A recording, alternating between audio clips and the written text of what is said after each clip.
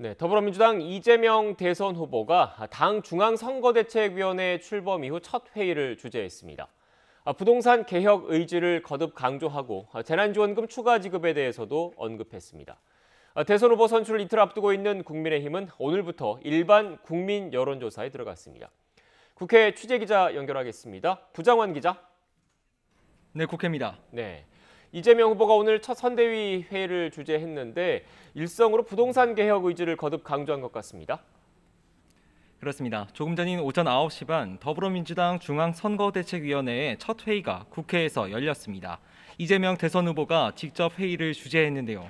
어제 출범식을 가진 데 이어 오늘은 상견례를 겸해 앞으로 운영 방향과 정책 비전 등을 밝히는 자리였습니다. 이재명 후보 이 자리에서 원팀 정신을 당부한 것은 물론 어제에 이어 오늘도 부동산 개혁 문제를 재차 강조했습니다. 들어보시죠. 위기는 기회라고 했습니다. 저들이 이런 부당한 주장을 하고 부당한 공격을 할 때가 바로 우리가 반격할 기회입니다. 저는 가장 좋은 부동산 대개혁 환경이 대개혁할 수 있는 환경이 만들어졌다고 생각합니다. 결국 이번 대선에서 최대 쟁점이 될 부동산 이슈를 선점하는 동시에 야권의 대장동 공세에 대한 정면 돌파 의지를 피력한 거로 읽힙니다. 이와 함께 이재명 후보는 전국민 재난지원금 추가 지급 필요성도 거듭 강조했습니다. 민생을 보살핀다는 측면에서 소상공인 보상과 지원금 최저한도 증액 등의 방안을 적극 추진해달라고 당부한 겁니다.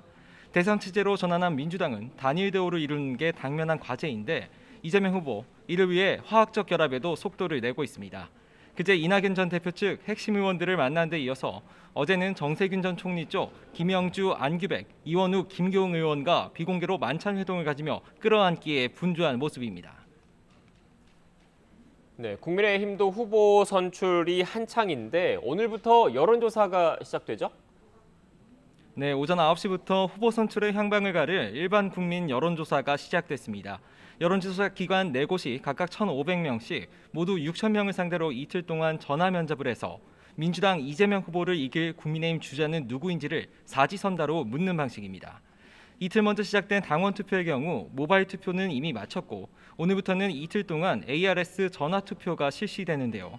이미 투표권을 가진 당원 57만 명 가운데 54.49%가 참여해서 역대 최고치를 기록한 만큼 ARS 조사까지 합친 최종 투표율은 70%에 가까울 거란 전망이 나옵니다.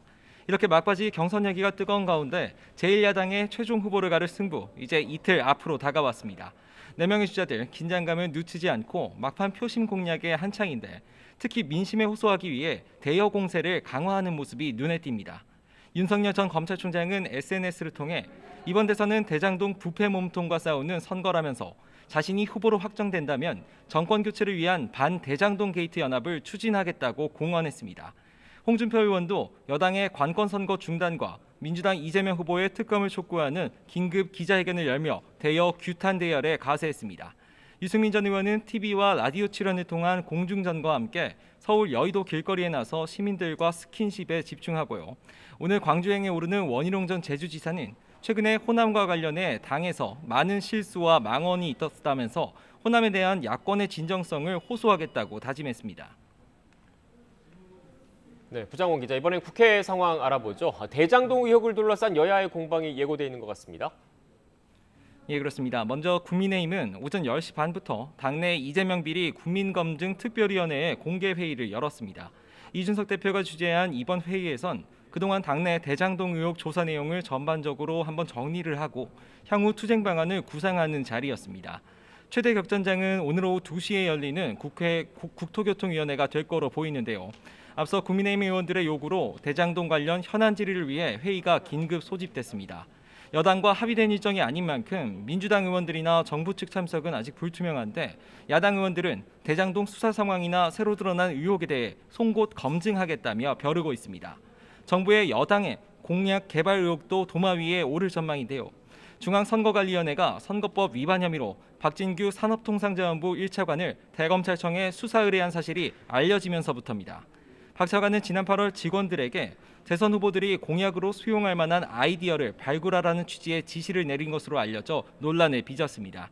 국민의힘은 산업부뿐만 아니라 여성가족부 김경선 차관도 공약 제출을 지시하는 등 관권 선거가 극심하다며 공세 수위를 높이고 있습니다. 지금까지 국회에서 YTN 부장원입니다.